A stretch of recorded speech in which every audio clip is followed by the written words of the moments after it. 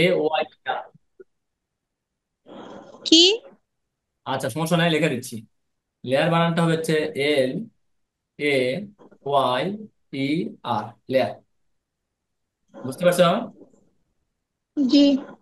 প্রশ্ন হলো, আমরা কিন্তু ব্লাড বা রক্ত পড়াচ্ছি, কিন্তু সেটা বোঝার জন্য আসলে রক্তটা কোথা থেকে এলো আমি পুরো ক্লিয়ার করে দিচ্ছি, যাতে ভবিষ্যতে তোমাদের জন্য উপকার হয়। তো এখন আমরা বললাম স্তর বা লেয়ার, এটা হচ্ছে তিন প্রকারের হয়। এটা হচ্ছে কারো কারো ক্ষেত্রে একটা স্তর থাকে, কারো ক্ষেত্রে দুইটা থাকে, কারো ক্ষেত্রে তিনটা থাকে। তিন।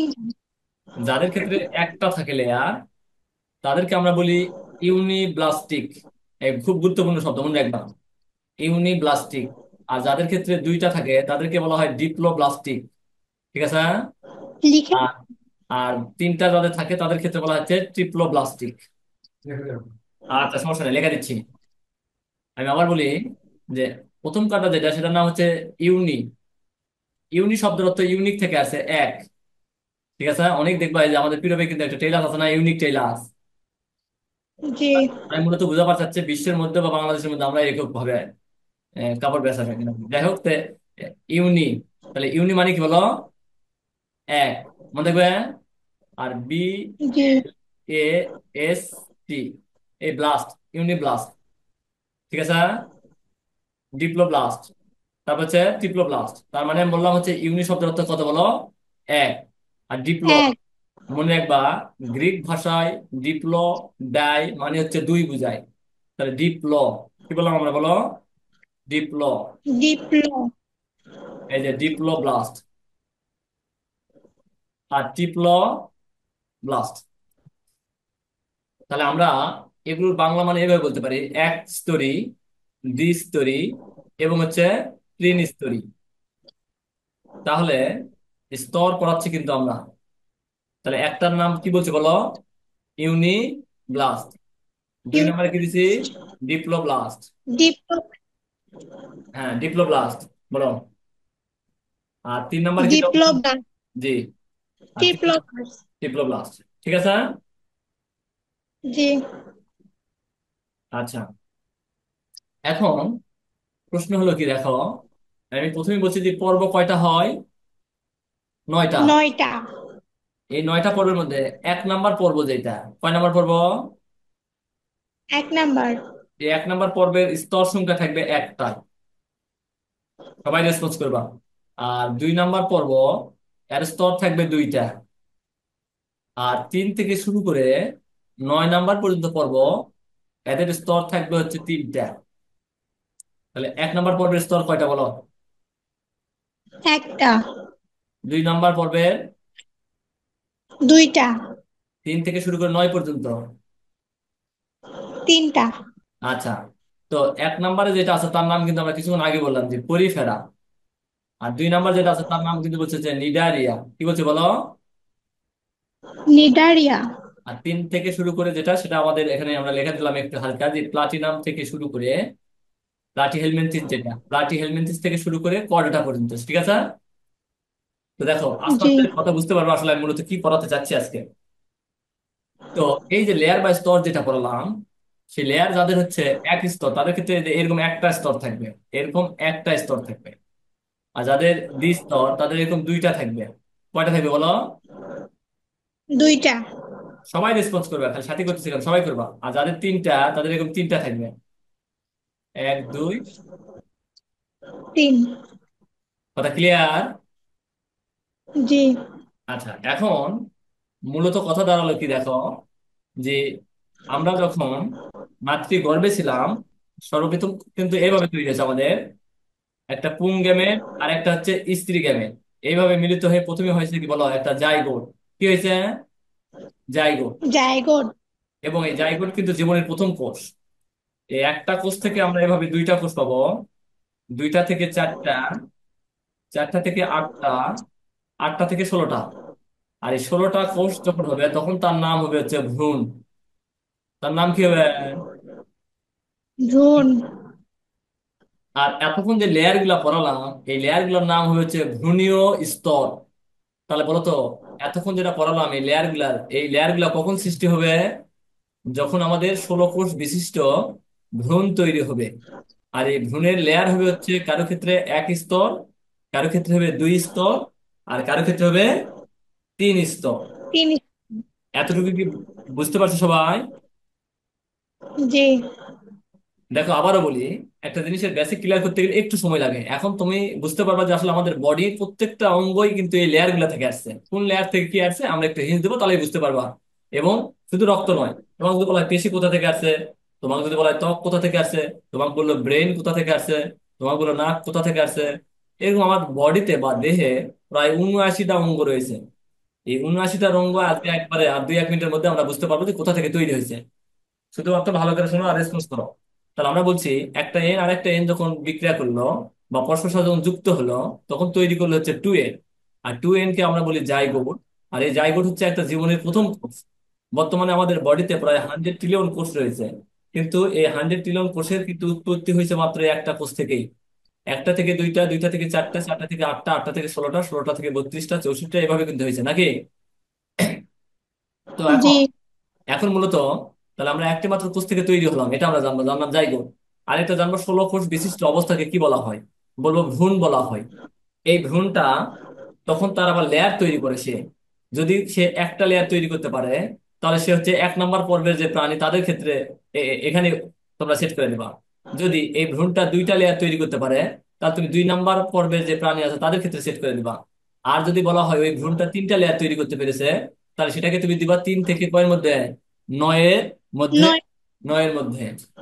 এখন আমরা যদি বলি কর ডাটা, কি ডাটা বলছি আমরা? কর ডাটা। পড়াটা। 9 নম্বর পর্বের যে উদাহরণ যদি আমি তোমাদের বলি, তাহলে সেখানে উদাহরণ চলে আসবে সবচেয়ে ভালো এবং উৎকৃষ্ট উদাহরণ যেটা, সেটা হচ্ছে মানুষ। 9 নম্বর পর্বের উদাহরণ কি? মানুষ। মানুষ। আচ্ছা, সেই মানুষের ভিতরে কিন্তু আমরা ঢুকবো এখন, ওই যে রক্ত পড়াবো। তো এখন আমাদের লেয়ার কয়টা পড়ালাম বলো? 3টা। কয়টা পড়ালাম? তিন। ইউনিব্লাস্ট, তিনটা। ডিপ্লোব্লাস্ট, আর হচ্ছে ট্রিপ্লোব্লাস্ট নাকি? বাস। এই যে 3টা লেয়ার জি। পড়ালাম, প্রশ্ন করলে ভালো লাগে। আচ্ছা, আমরা লেয়ার পড়ালাম কয়টা বলো? এক বাক্যে সবাই বলো। তিনটা। 3টা। ইউনিব্লাস্ট, ডিপ্লোব্লাস্ট, ট্রিপ্লোব্লাস্ট, ঠিক আছে? এখন হ্যাঁ। মূলত জি। কথা হলো কি বলতো, আমরা হলাম হচ্ছে কর্ডেটা পড়বে প্রাণী, আমরা 9 নম্বর পড়বো, তাহলে আমাদের লেয়ার কয়টা হবে সবাই বলবে? তিন তিনটা। তিনটা। কিভাবে বুঝলে 3টা হবে? 3 থেকে 9-এর তিন। ভিতরে পড়ছে। তিনটা কথা করে বুঝতে তো। পারছো? দেখো, হ্যাঁ। 3 থেকে 9 জি। পর্যন্ত জি। পর্বের কিন্তু লেয়ার আছে 3টা। এই জন্য আমরা এখানে মুখস্থর পাশাপাশি কিছু টেকনিক ফলো করবো, যেহেতু টেকনিক দিলে দেখবো যে সবকিছু মুখস্থ হচ্ছে। দেখো, ক্লাস 8-এর বাচ্চারা যারা পড়ায়, এদের এদের ক্ষেত্রে প্রত্যেকটা পর্বে যদি 3টা করে বৈশিষ্ট্য মুখস্থ করানো হয়, তারপর দেখবা কমপক্ষে 3 নং 27টা হচ্ছে। আর আমরা যদি এরকম এই যে দেখো লেয়ারটা পড়ালাম একটা স্তর দিয়ে, তাহলে দেখবো তার একটা বৈশিষ্ট্য হয়ে গেল। তো এখন এখানে প্রশ্ন হলো, 3 থেকে 9 পর্যন্ত এদের লেয়ার হবে 3টা। লেয়ার কয়টা হবে? তিনটা। তিনটা। আচ্ছা, 3টা লেয়ার হবে। এখন দেখো, তাহলে আমাদের মানুষের লেয়ার কয়টা বলো? তিনটা। তিনটা। 3টা। এখন আমরা ফিনিশিং এ যাবো যে আসলে রক্তটা কোথা থেকে আসতেছে। আমাদের প্রথম লেয়ার যেটা, এই যে যেটা দেখলাম প্রথম লেয়ার, এটাকে বলা হচ্ছে ইন্ডো। এটাকে কি বলা হয় বলো? ইন্দ্র। ইন্ডোডার্ম। আর এই এই তারপরে যে লেয়ারটা তৈরি হবে, এটাকে বলা হবে মেসোডার্ম।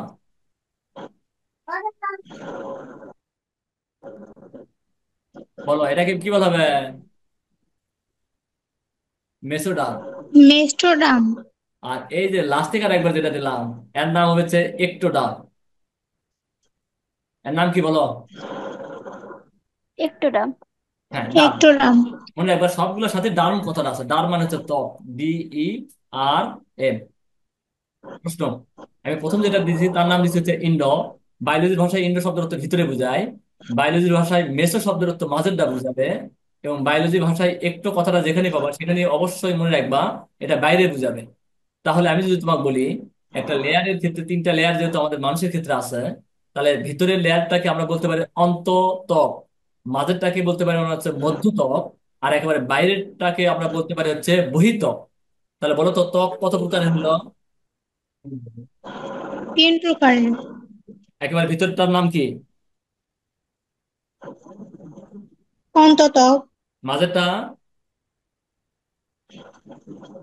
কি জানি। মধ্য। বহিত।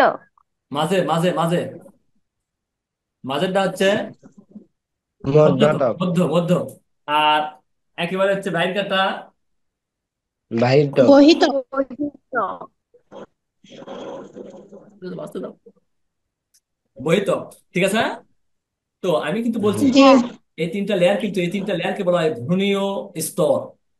তাহলে আমরা মায়ের গর্ভে যখন ছিলাম তখন সর্বপ্রথম ভ্রূণ ছিলাম। আর সেই ভ্রূণের লেয়ার ছিল তিনটা, এবং এই তিনটা লেয়ার থেকে আমাদের ৭৯টা অঙ্গ তৈরি হয়েছে। তাহলে পরীক্ষার হলে আমি একটা পড়াবো, তুমি বাকি আরো ৭৮টা অঙ্গ আসলেও পরীক্ষা পারবা। আমি সেই চেষ্টাই করাচ্ছি। তো এখন প্রশ্ন হলো, দেখো আমাদের এই যে বাইরের যে ত্বকটা রয়েছে বা লেয়ারটা রয়েছে, এই লেয়ার থেকে গুরুত্বপূর্ণ, সবচেয়ে বেশি গুরুত্বপূর্ণ যেটা, সেটাই কিন্তু তৈরি হয়েছে। সেটা হচ্ছে আমাদের ব্রেন বা মস্তিষ্ক। ব্রেইন বা হচ্ছে মস্তিষ্ক। মস্তিষ্ক। তাহলে বলতো আমাদের আচ্ছা, মাথা এই বা। তিনটা জি বলো, কি বললা? তিনটা ত্বককে একবার কি বলা হয়? তিনটাকে বলা হয় ভ্রূণীয় স্তর। বোঝা গেছে? জি। আচ্ছা, এই যে ভ্রূণীয় স্তর, এটাই কারো একটা হয়, কারো দুইটা হয়, কারো তিনটা হয়। যেহেতু আমরা উন্নত শ্রেণীর এবং আমাদের লেয়ার থাকবে হচ্ছে তিনটা। কয়টা লেয়ার থাকবে? তিনটা। এই তিনটা লেয়ার থেকে আমাদের সমস্ত তিনটা। অঙ্গ তৈরি হয়েছে। একবার বহিঃত্বক থেকে আমাদের তৈরি হয়েছে গুরুত্বপূর্ণ যেটা, মানে কেন গুরুত্বপূর্ণ বলতেছে, এই বহিঃত্বক থেকে অনেক কিছু তৈরি হয়েছে, কিন্তু সবচেয়ে গুরুত্বপূর্ণ যেটা ব্রেইন। এবং একটা মানুষের, আমরা জানি ভাইটাল অর্গান। আমরা যেহেতু প্রথম প্রথম পড়াচ্ছি, আমাদের কিছু কথা বাইরে আসবে, সেটা আমরা এখন থেকে টুকা রাখবো। আমাদের বডিতে ৭৯টা অঙ্গের মধ্যে পাঁচটাকে বলা হয় ভাইটাল অর্গান। পাঁচটা হচ্ছে আমাদের ভাইটাল অর্গান। আমি হালকা করে এটা একটু টুকা দেবো তোমাদের। ভাইটাল অর্গান কি বললাম আমি, বলো? Vital organ. Vital. Vital organ. Vital organ কয়টা বলো? পাঁচটা। পাঁচটা। পাঁচটা। আর এক নম্বরে থাকবে আমাদের হচ্ছে ব্রেইন। এই ব্রেইন মানে হচ্ছে মস্তিষ্ক। দুই নম্বরে থাকবে আমাদের হচ্ছে হার্ট। তিন নম্বরে থাকবে আমাদের লাং। চার নম্বরে থাকবে আমাদের হচ্ছে লিভার। আর পাঁচ নম্বরে আমরা যেটা দেবো সেটা দেবো হচ্ছে কিডনি। আমরা একটু বোঝার চেষ্টা করি। ভাইটাল অর্গান কয়টি? পাঁচটি। প্রশ্ন কেউ তো বলো না যে আসলে ভাইটাল অর্গান আসলে কি স্যার। ভাইটাল অর্গান বলতে বোঝায় যে অঙ্গগুলো যদি অকেজো হয় অথবা তাদের কাজ যদি বন্ধ করে দেয়, তাহলে মানুষ 4 থেকে 10 মিনিটের মধ্যে মারা যাবে। যে অঙ্গগুলো যদি 4 থেকে 10 মিনিটের মধ্যেই কয় মানুষকে মারা ফেলতে আমরা, তাহলে এদের কাজগুলো বন্ধ রাখতে হবে। তাহলে ভাইটাল অর্গান আমরা বলবো ওই সকল অঙ্গ যারা অকেজো বা কাজ যদি বন্ধ করে দেয়, তাহলে একটা মানুষ 4 থেকে 10 মিনিটের মধ্যে মারা যাবে। তাহলে সেই ভাইটাল অর্গান কয়টা বলছি আমরা? পাঁচটা। এক নম্বর। পাঁচটা। জি, এক নম্বর বলছে হচ্ছে ব্রেইন। এই ব্রেইন মানে হচ্ছে আমাদের হচ্ছে মস্তিষ্ক। দুই নম্বর বলছে হার্ট, হৃৎপিণ্ড। তিন নম্বর বলছে লাং, ফুসফুস। চার নম্বর বলছে লিভার, যকৃৎ। পাঁচ নম্বর বলছে কিডনি, যেটাকে আমরা বলি বৃক্ক। তাহলে এক, দুই, তিন, চার, পাঁচ। বুঝতে পারছো তিন সবাই? নম্বরে কি বললে? কয় নম্বর বলো? কয় নম্বর? 3 নম্বর। তিন নাম্বার। হ্যাঁ, এটা লাং। লাং। তিন নাম্বার। জি, লাং। জি। LUNG। লাং। এই যে লাং, লা। উচ্চারণ কিন্তু লাং হবে, ঠিক আছে? LUNG, lung. লাং শব্দের অর্থ আসছে হচ্ছে ফুসফুস। লাং মানে কি? ফুস। ফুসফুস।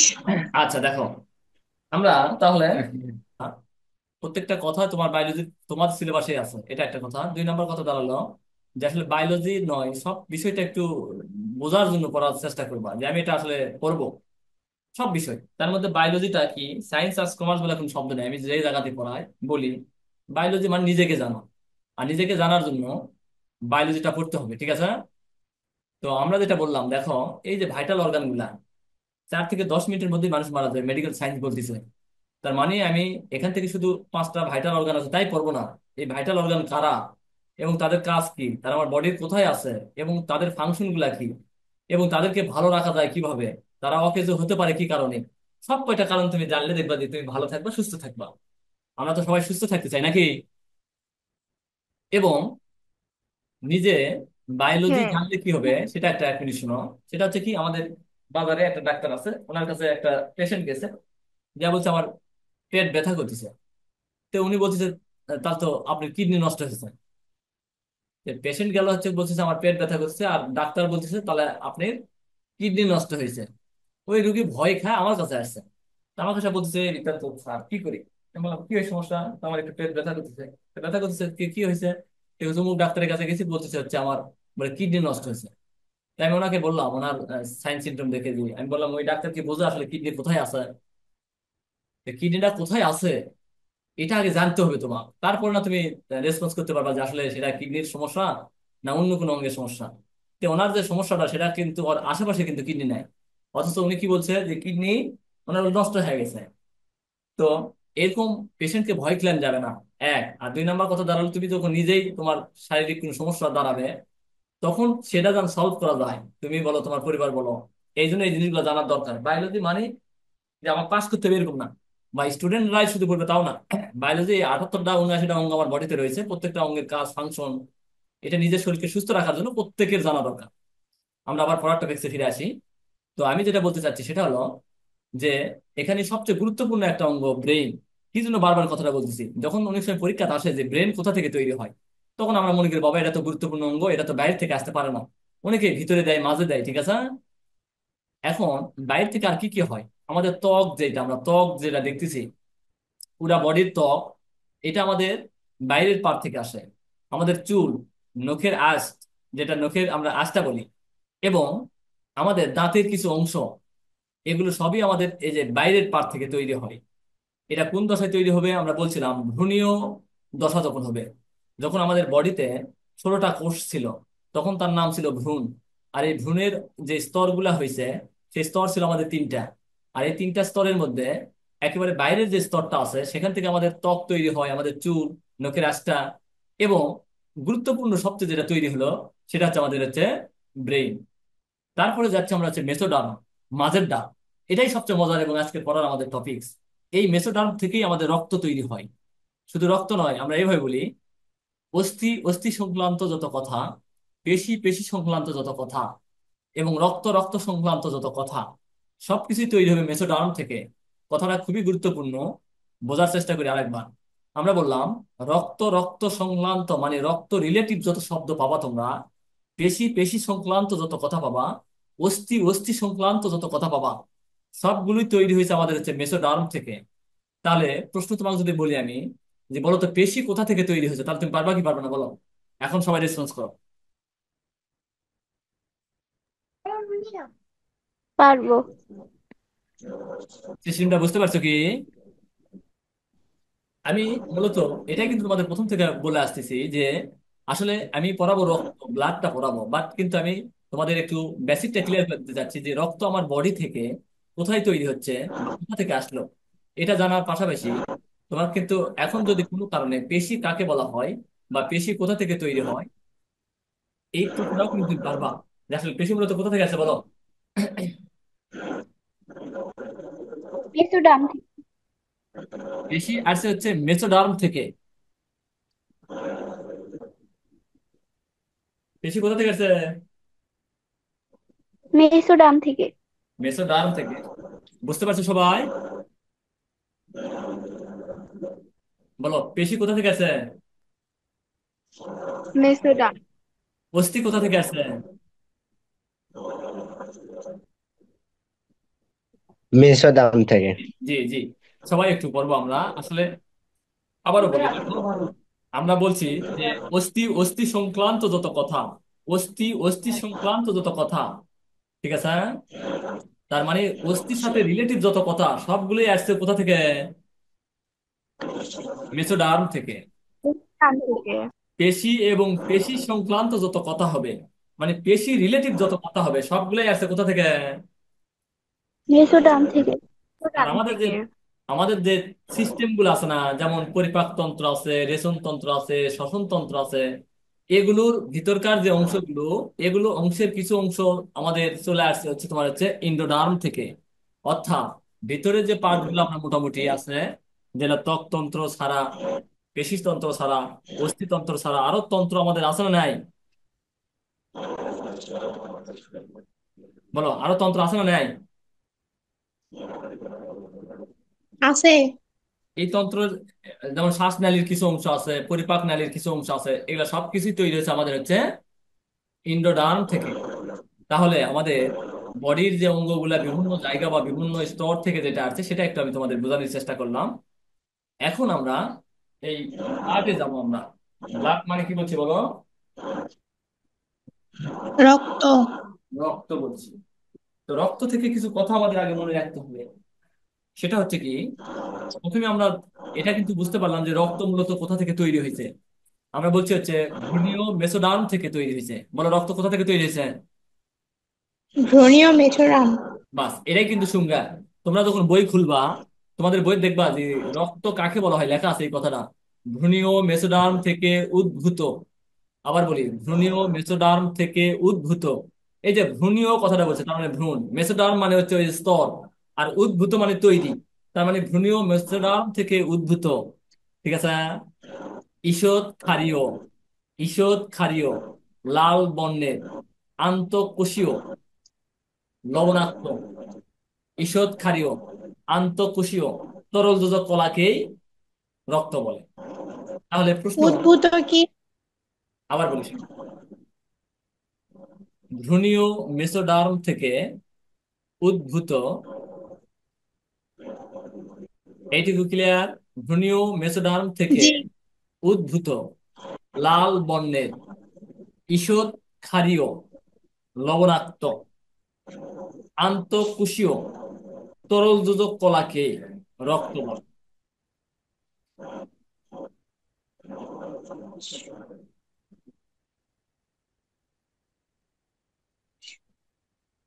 বুঝতে পারলা কিছু? লাল বর্ণের আন্ত কিসের দাম থেকে? লাল বর্ণের আন্তঃকোষীয় তরল যোজক কলাকে রক্ত বলে। তরল। ঠিক আছে? এখন আমি তোমাদের জি। এই এই ইয়াটা পরিষ্কার করে দেবো, দেওয়ার পরে তোমাদের আমি রক্তের ব্যাখ্যাটা দেবো। দেখো, পরিষ্কার করে দিলাম আমি। দেন। দেখো, রক্তের সংজ্ঞাটা আমরা এই জন্য দেবো, আবার বলি, আমরা অনেক কিছু বেসিক ক্লিয়ার করলে আমার পড়াটা এমনিতে আরো সহজ হবে। তাহলে আমরা আবার বলি, লিখলাম হচ্ছে রক্ত। বলো কি লিখবো আমরা? রক্ত। আচ্ছা, রক্ত, রক্তের ইংরেজি কি বলো? ব্লাড। ব্লাড। জি। আমি এরকম কথা বললাম যে ভ্রূণীয়, কি বলো, আমার সাথে সাথে উচ্চারণ করতে পারো, ভ্রূণীয় মেসোডার্ম ভ্রূণীয়। থেকে। ভ্রূণীয়। হ্যাঁ, ভ্রূণীয় মেসোডার্ম থেকে। এই যে উদ্ভূত মানে তৈরি, বুঝছো? উদ্ভূত, যে ভ্রূণীয় মেসোডার্ম থেকে উদ্ভূত, লাল বর্ণের।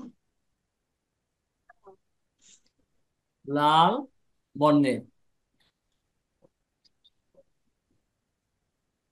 লাল বর্ণের, বর্ণের।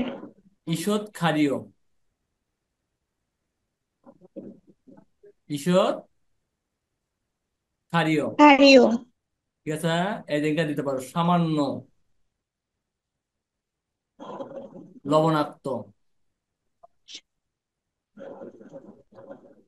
সামান্য লবণাক্ত। লবণাক্ত। তারপর বলা হচ্ছে আন্ত কোষীয়। কি কোষীয়? আন্তঃকোষীয়। আন্তঃকোষীয়। জি। তরল যোজক কলাকে, তরল যোজক কলাকে রক্ত বলে। জি, রক্ত বলে। বাস, এই যে রক্তের সংজ্ঞা, এই প্রত্যেকটা সংজ্ঞার মধ্যে আবার কিছু কিছু কাজ আছে, যেগুলো আমরা পড়বো, সমস্যা নাই। আবার একটু বোঝার চেষ্টা করি। দেখো, আমি বলছি ভ্রূণীয় মেসোডার্ম থেকে উদ্ভূত, লাল বর্ণের, ঈষৎ ক্ষারীয়, সামান্য লবণাক্ত, আন্তঃকোষীয় তরল যোজক কলাকে রক্ত বলে। এই যেটা বললাম, এর ভিতরে কিন্তু রক্তের সমস্ত বৈশিষ্ট্য লেখা আছে। বুঝতে পারছো তোমরা? হুম। এই দেখো, আজকে একটা ব্যাখ্যা দিলাম যে ভ্রূণীয় মেসোডার্ম এই শব্দটা তোমরা যদি বই খোলো, ঠিক আছে, তোমরা দেখবা রক্তের সংজ্ঞার মধ্যে এই কথাটা লেখা আছে অনেক জায়গায়, ভ্রূণীয় মেসোডার্ম। তাহলে দেখো, এই যে মেসোডার্ম বলতে মাঝের ত্বক, মাঝের লেয়ার, সেই মাঝের লেয়ার থেকে আমরা রক্ত পাইছি। একটা শব্দ বোঝানোর জন্য আরো কতগুলো শব্দ আমরা পড়ালাম, তারপর আমাদের কাজে লাগবে। তো এখন আমরা এই ভ্রূণীয় কথাটা বুঝতে পারছি কি বলো? আমি প্রত্যেকটা শব্দের ব্যাখ্যা দেবো এই রক্তের এই এই জায়গা থেকে, তাহলে তোমার আরো সব ক্লিয়ার হবে। ভ্রূণীয় জিনিসটা কি বলো? ভ্রূণ কি?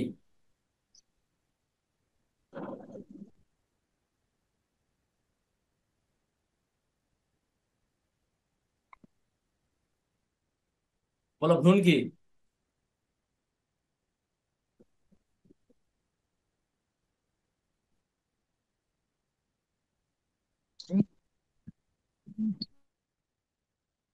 রেসপন্স করো, কথা বলতে হবে। ভ্রূণ কিন্তু পড়ালাম আমি এতক্ষণ।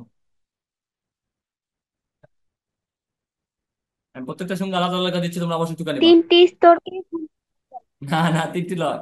বলবা এরকম যে এই যে 16 কোষ বিশিষ্ট, কয় কোষ? 16 কোষ। 16 কোষ বিশিষ্ট অবস্থাকে ভ্রূণ বলা হয়। 16 কোষ বিশিষ্ট অবস্থাকে ভ্রূণ বলে। বাস, ভ্রূণের সঙ্গে একবার লেখা দিতে আমরা। তাহলে ভ্রূণ কাকে বলা হলো? 16 কোষ বিশিষ্ট অবস্থানকে ঘূর্ণ বলে। এই কোন কেন রে? ভ্রূণ। তাহলে 16 কোষ বিশিষ্ট অবস্থাকে ভ্রূণ বলে। দেখো, বেসিকটা যদি ভ্রূণ বলতে পারছিস না, তাহলে আমরা আরেকবার একটু ক্লিয়ার করে দিই। সেটা হলো কি, আমরা জানি পিতার কাছ থেকে একটা আসে এন, মাতার কাছ থেকে আসে একটা হচ্ছে এন। এই দুই এন যখন পরস্পরের সাথে যুক্ত হয়, তখন তৈরি করে হচ্ছে টু এন। কি তৈরি করে বলো? Two two N. N. Two N, আর এই টু এনটাকে আমরা বলি হচ্ছে জাইগোট। তাহলে দেখো, জাইগোটটা তোমরা জানলা, জাইগোট কিন্তু বই পড়ছো তোমরা, পড়োনি? জি। জাইগোট। তাহলে টু এন কে কি বলা হয় বলো? জাইগোট। টু এন কে আমরা বলবো জাইগোট। এই জাইগোট মানে একটি মাত্র কোষ। কয়টি মাত্র কোষ? একটি মাত্র কোষ। দেখো, আমাদের বডি তো অনেক অনেক ছোট মনে করো অন্যান্য তুলনায়। একটা উদ্ভিদের বট বৃক্ষের দিকে তাকাও, বট গাছের দিকে তাকাও, বট বৃক্ষটা যদি বলি, এত বড় বৃক্ষ, তারপরে সে একটি মাত্র কোষ থেকে কিন্তু তৈরি হয়েছে। আর যে একটি মাত্র কোষ থেকে তৈরি হয়েছে, সেই কোষটার নামই হচ্ছে জাইগোট। সেই জাইগোট ছিল একটি মাত্র কোষ, সেখান থেকে তৈরি হয়েছে দুইটি কোষ। কয়টি হয়েছিল? দুইটি। দুইটির থেকে হয়েছে চারটি, চারটির থেকে হয়েছিল আটটি, আটটির থেকে 16। এই যে 16 কোষ যখন হলো, তখন তো তার একটা অবস্থা তৈরি হয়েছে, না হয়নি? হয়েছে। এই 16 কোষ অবস্থা বিশিষ্ট যখন হবে, তখন সেটাকে আমরা বলবো ভ্রূণ। তাহলে ভ্রূণকে যদি আমি বলি দুইটা কোষ, চারটা কোষ, আটটা কোষ, অথবা 24টা কোষ, 30টা কোষ, তাহলে কি হবে? না। না। তাহলে ভ্রূণের একটা নির্দিষ্ট স্পেসিফিক সংজ্ঞা আছে না? হ্যাঁ, তুমি বলতে পারো স্যার 16 কোষের পরে 32টা হলে তো ভ্রূণই থাকে। হ্যাঁ থাকে, তা থাকে, সমস্যা নাই, কিন্তু তার তো একটা নির্দিষ্ট নাম আছে। তাহলে যখন 16টা কোষ হয়, সেটাকে মেডিকেলের ভাষায় বলা হয় ভ্রূণ। আর সেই ভ্রূণের যখন লেয়ার তৈরি হবে, সেটাকে বলা হবে ভ্রূণীয় স্তর। সেই ভ্রূণের লেয়ার একটা হতে পারে, দুইটা হতে পারে, তিনটাও হতে পারে। এটাই আমাদের আজকের আলোচ্য বিষয় ছিল। তারপরে যেটা আমরা দেখো আসো, এই যে ভ্রূণীয় কথাটা আমরা বুঝতে পারলাম, ভ্রূণ জিনিসটা কি। এখন মেসোডার্ম বলতে কি বোঝাচ্ছে? আমরা বললাম ভ্রূণের লেয়ার থাকে তিনটা। কয়টা লেয়ার থাকে? তিনটা। তিনটা। তিনটা। ভ্রূণের লেয়ার থাকে হচ্ছে তিনটা। এক নম্বরে কি বলছি? এক নম্বরে। ইন্ডোডার্ম, মেসোডার্ম, জি। আর একটা হচ্ছে একটোডার্ম। যদি কোনো কারণে ইংরেজি সমস্যা হয়, তাহলে বাংলায় বলতে হবে অন্ততক, মধ্যতক, আর হচ্ছে বহিতক। কয়টা বললাম? তিনটা। তিনটা। এই তিনটার মধ্যে আমরা যে বললাম যে মেসোডার্ম, তাহলে এটা কোন তল? কোন কোন তল বলো? ভিতরে, মাঝের, না বাইরে? মধ্য। মাঝে। মাঝের। মাঝের। মাঝেরটা, হ্যাঁ। তারপর দেখো, মেসোডার্ম কথাটা শেষ হলো, থেকে কথাটা বোঝা যাওয়া লাগতেছে না। উদ্ভূত, এই উদ্ভূত, এটাকে আমরা ইংরেজিতে বলেছে ডেরাইভ। ইংরেজিতে বলে ডেরাইভ, এটা কেমিস্ট্রি তো লাগবে তোমাদের। D E, derive. RIVED, derive. আর বাংলায় যদি বলি আর সহজ করে, তাহলে হবে তৈরি। দেখো, এই তৈরি কথাটা আমরা সবাই অভ্যস্ত সমস্ত। তাহলে উদ্ভূতর বাংলা মানে কি হলো? তৈরি করা, ঠিক আছে? হুম। এখন আসো, এই যে এটা বলছে হচ্ছে লাল বর্ণের, কি বর্ণের বলো? লাল বর্ণের। রক্ত দেখছো তোমরা? জি। জি। রক্তের কালার কি? লাল। লাল। লাল। তে জানার ইচ্ছা হয় না কেন লাল? পৃথিবীতে এত কালার আছে, লাল কেন? সেটাই তো কথা। সেটাই যদি কথা হয় তাহলে কথা তো সেটাই থেকে গেল। কয় কি যে বুঝিনি তাও বুঝিনি স্যার। তাহলে রক্তের কালার কি বলো? লাল। এরে রিয়াদের কালার কি কালো নাকি রে? রক্তের কালার না, লাল। লালতে কথা নাই কেন? আচ্ছা মিথিলা, নেহা, দেখো রক্তের কালার মূলত লাল। প্রত্যেকটা প্রশ্ন কিন্তু লাগবে বিধায় আমি ব্যাখ্যা দিচ্ছি। তাহলে এই লাল হওয়ার পিছনে কারণ হচ্ছে আমাদের বডিতে এক ধরনের রঞ্জক পদার্থ থাকে, যার নাম হচ্ছে, তোমরা জানো, হিমোগ্লোবিন। নাম কি বলো? হিমোগ্লোবিন। হিমোগ্লোবিন। হিমোগ্লোবিন। এই দেখো, হিমোগ্লোবিন আছে বিধায় যে লাল তাও না, কিন্তু এখানে আরো ব্যাখ্যা আছে। সেটা হলো কি, এই হিমোগ্লোবিনকে ভাঙলে আমরা দুইটা জিনিস পাই। কয়টা পাই বলো? দুইটা।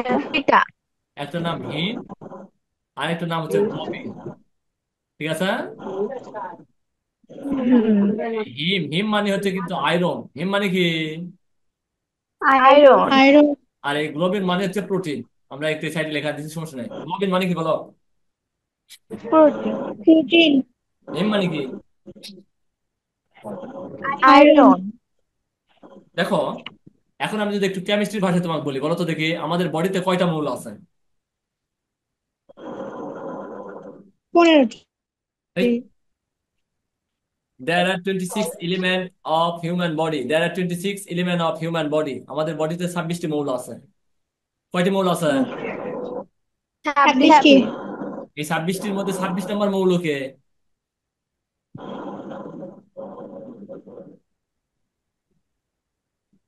আয়রন। আয়রন। 26 নম্বর মৌলকে বলো। আর আয়রন। তাহলে এই আয়রনটা আমার বডিতে কিন্তু আছে। আর এই আয়রন থাকার কারণেই, মূলত আবার বলি, এই আয়রন থাকার কারণেই আমাদের রক্তের রং বা কালার হয় লাল। তাহলে যদি তোমাকে ভালো করে বলে, বলো তো রক্তের রং লাল কেন, তাহলে বলবো আমাদের বডিতে কি থাকে? আয়রন। আয়রন। আয়রন। আর এই আয়রনের জন্যই লাল থাকে। আর এই আয়রনটা আমাদের বডির যকৃতে জমা থাকে ফেরিটিন রূপে। কি রূপে বলো? তিন। ফেরিটিন রূপে। আর এই গ্লোবিন যেটা, এই গ্লোবিন আমাদের বডিতে জমা থাকে। এই গ্লোবিন মানে কিন্তু হচ্ছে প্রোটিন। আর প্রোটিনের হচ্ছে সার সংক্ষেপ হচ্ছে অ্যামাইনো অ্যাসিড। বলো, প্রোটিনের সার সংক্ষেপ কি? Amino acid. Amino acid. তো রক্তের রক্তের কালার লাল কেন, বুঝতে পারছো? জি। কি কারণে জি। বলো? কি কারণে? আয়রনের জন্য। আয়রনের জন্য।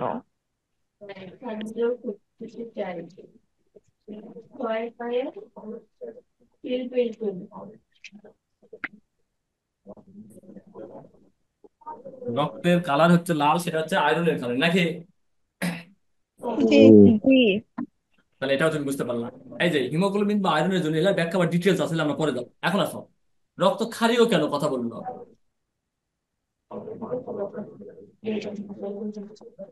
রক্ত ক্ষারীয় কেন?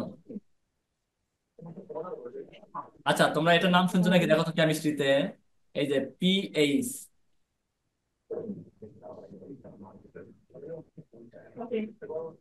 পিএইচ নাম শুনছো?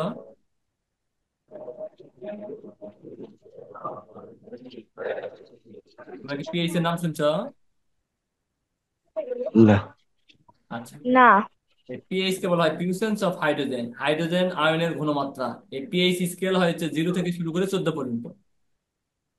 তাহলে বলো পিএইচ স্কেল কত থেকে শুরু? 0 থেকে 1 থেকে 14 পর্যন্ত। 14 পর্যন্ত। কত পর্যন্ত? পিএইচ স্কেল শুরু 0 থেকে 14 পর্যন্ত, ঠিক আছে? তো এখন প্রশ্ন হলো, এই 0 থেকে 14 পর্যন্ত এটাকে আবার তিনটা ভাগে ভাগ করি আমরা। যেমন ধরো, এই 0 থেকে 7-এর আগ পর্যন্ত একটা, 7-এর আগ পর্যন্ত বলছি। আরেকটা আছে হচ্ছে 7। আরেকটা আছে হচ্ছে 7 থেকে বড় এবং 14 পর্যন্ত। তার মানে আমি তোমাকে যদি স্কেল শর্ট ভার্সনটা একটা দেখাই, এটা মনে করো 14, মাঝখানে এটা মনে করো 7, আর এটা মনে করো 0। আর এই 0 থেকে 7-এর আগ পর্যন্ত, এইদিকে আগ পর্যন্ত এটা একটা।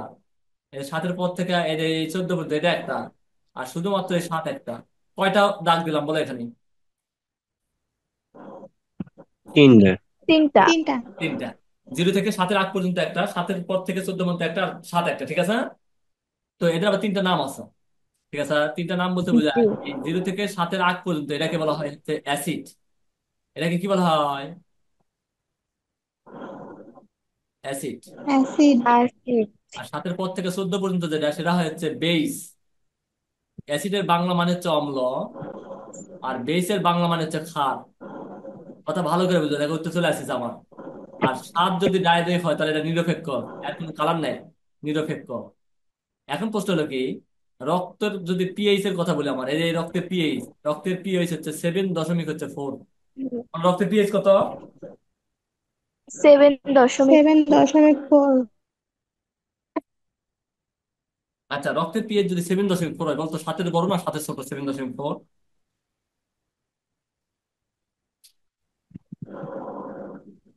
7-এর বড়। গুড। আচ্ছা তোমায় বলো, 7-এর যদি বড় হয় সেটা কি হবে, ক্ষার হবে না অম্ল হবে? 7-এর বড় হলে ক্ষার। ক্ষার হবে। ক্ষার হবে। জি, ভালো করে বোঝার চেষ্টা করো, খার হবে। আচ্ছা, 7 থেকে 14 পর্যন্ত সংখ্যা মনে করো, তাহলে 7.4 এটা কি খুব বড় সংখ্যা হলো, না আসলে ছোট সংখ্যা? ছোট। মানে ছোট। হ্যাঁ ছোট, কিন্তু মানে 7 থেকে 14 পর্যন্ত যেহেতু কেবল 7.4, 8-এর কাছেও যায়নি, তাহলে আমরা সামান্য বলতে পারবো কি পারবো না? পারবো। আর যেহেতু পারবো। 7-এর পর থেকে 14 পর্যন্ত খার, তাহলে কি সামান্য সেটা খার বলবো না সামান্য অ্যাসিড বলবো, না অম্ল বলবো?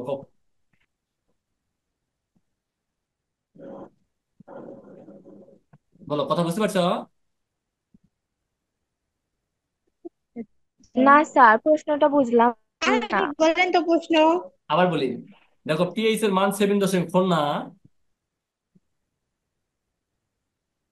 পিএইচ জি। এর মান, জি। রক্তের পিএইচ হচ্ছে 7.4। তাহলে 7.4 এটা 7-এর পরে হচ্ছে না? জি। আচ্ছা, 7-এর পর জি। থেকে 14 পর্যন্ত হচ্ছে ক্ষার। 7-এর পর থেকে 14 পর্যন্ত হচ্ছে ক্ষার, কিন্তু এটা 7.4। এটা তো এখনো 8-এর কাছেও যায়নি, হুম। 9-এর কাছেও যায়নি। তাহলে 14 তো মেলা দূর আছে না? তাহলে জি। 7-এর পর থেকে হ্যাঁ। 7-এর পর থেকে ক্ষার কেবল শুরু। যেহেতু 7.4, তাহলে তো বেশি দূর যায়নি, তাহলে ক্ষারটা কি বেশি মাত্রায় হবে না কম মাত্রায় হবে, তাই বলতেছি। কম মাত্রায় কম হবে। মাত্রায়। এটাই বলতেছি। আর এই কমকে এই যে বায়োলজি ভাষায় যে ঈষৎ কথাটা বলে, ঈষৎ। ঈষৎ কথা বুঝাতে পারছি? ঈষৎ মানে সামান্য। জি। জি। আর ক্ষারীয় কথা কেন বললাম, কারণ 7-এর পর থেকে 14 পর্যন্ত কি খান না, জি। এই জি। দিনের নাম হচ্ছে ঈষৎ ক্ষারীয়। দেখো এখন কথা বুঝতে পারলো নাকি? ঈষৎ ক্ষারীয় কেন বলছি, কথা বুঝতে হুম। পারছো সবাই? হুম। হ্যাঁ। হ্যাঁ। প্রশ্ন হলো, দেখো ঈষৎ ক্ষারীয় একটা সামান্য ব্যাখ্যার মতো কতটুকু প্রশ্ন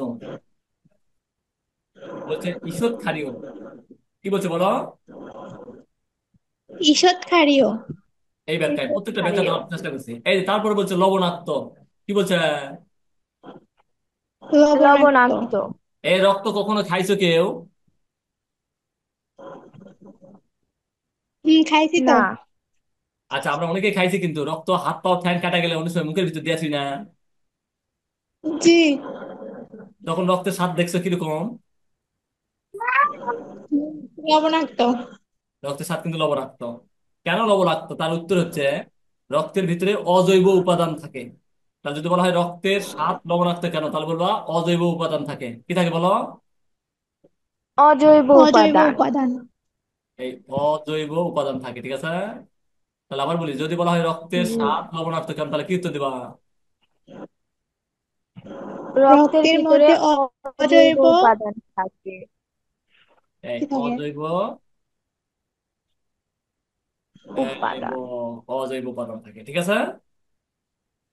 সারা পৃথিবীতে, জি। জি। সারা পৃথিবীতে যতগুলা পদার্থ রয়েছে, কেমিস্ট্রি ভাষায় তাদেরকে দুই ভাগে ভাগ করে, একটা জৈব আর একটা হচ্ছে অজৈব। এটা তোমার কেমিস্ট্রি পড়া, আমরা পড়াবো, সমস্যা নেই। তাহলে অজৈব কি আর জৈব কি সেটা একটু একটু 30 সেকেন্ড শোনার চেষ্টা করি। জৈব উপাদান যদি বলা হয়, তাহলে তুমি মাস্ট বি বলবে সেই যৌগে কার্বন থাকবেই। যদি কার্বন থাকে তাহলে সেটা অবশ্যই অবশ্যই জৈব যৌগ হবে। আর যদি কার্বন না থাকে তাহলে সেটা হবে অজৈব যৌগ। তারপর কার্বন থাকলে কি হবে? অজৈব। কার্বন থাকলে কি হবে? জৈব। আর কার্বন না থাকলে জৈব। অজৈব। অজৈব। অজৈব যৌগ। কথা ক্লিয়ার? এখন এখন একটু কথা বলি আমরা তাহলে। জি। অজৈব জি। উপাদানের মধ্যে এই দেখো আমাদের বডিতে এই যে এরকম মৌল এবং যৌগ থাকে, NaCl, সোডিয়াম ক্লোরাইড। এই সোডিয়াম ক্লোরাইড কিন্তু একটা অজৈব যৌগ। সোডিয়াম ক্লোরাইড কি বলো? অজৈব জৈব। অজৈব যৌগ, ঠিক আছে। তারপর দেখা যায় CO2, কার্বন ডাই অক্সাইড, এটা কিন্তু অজৈব যৌগ একটা। এটা কিন্তু আমার বডিতে আছে। তারপর CO, এটা কিন্তু কার্বন মনোক্সাইড, এটা অজৈব যৌগ। যাই হোক, সর্বোপরি আমি যেটা বলতে চাচ্ছি সেটা হলো যে যদি বলা হয় লবণাক্ত কেন, তাহলে তার ব্যাখ্যা আসলো আন্তঃকোষীয় তরল যোজক কলা বলছে। এই তরল যোজক কলা, এটার ব্যাখ্যাও কিন্তু অনেক, বুঝছো। আমি আসলে চাচ্ছি না আর আমি ব্যাখ্যা বা পড়াতে, এই জন্যই যে আমরা একটু তো কিছুটা হলেও পড়ার অভিজ্ঞতার আলোকে বলতেছি। পড়াটা কিন্তু বেশি হয়ে গেছে, বুঝছো। পড়া শুধু নিলেই হবে না, সেই পড়াটা একটু দিতে হবে। তাহলে আমি আর সামনের দিকে আগাতে চাচ্ছি না ওইভাবে। তারপরে এটা আমি বলে শেষ করে দেই। তাহলে আন্তঃকোষীয় তরল যোজক কলা, এই তরল যোজক কলা বলতে কলার ক্ষেত্রে আবার যাইতে হবে, ঠিক আছে। কলা আবার হচ্ছে 4 প্রকারের আছে। কলা কয় প্রকার? 4 প্রকার। 4 প্রকার। সেই চার 4 প্রকারের প্রকার। ব্যাখ্যা আছে। আমরা ওইদিকে যাবো না। তার মধ্যে যেটা হচ্ছে যোজক কলা, এই যোজক কলা আবার 2 প্রকারের হয়, ঠিক আছে। তার মধ্যে এই যে তরল আছে, কি আছে বলো? তরল। তাহলে তরল। আন্তঃকোষীয় তরল যোজক কলা, এই যে তরল যোজক কলাকেই রক্ত বলে। যাই হোক, রক্তের ডেফিনেশন আমরা মূলত কিছুটা বুঝতে পারলাম, কি তোমাদের বুঝাতে পারছি? হ্যাঁ। আচ্ছা। জি। এখন আজকে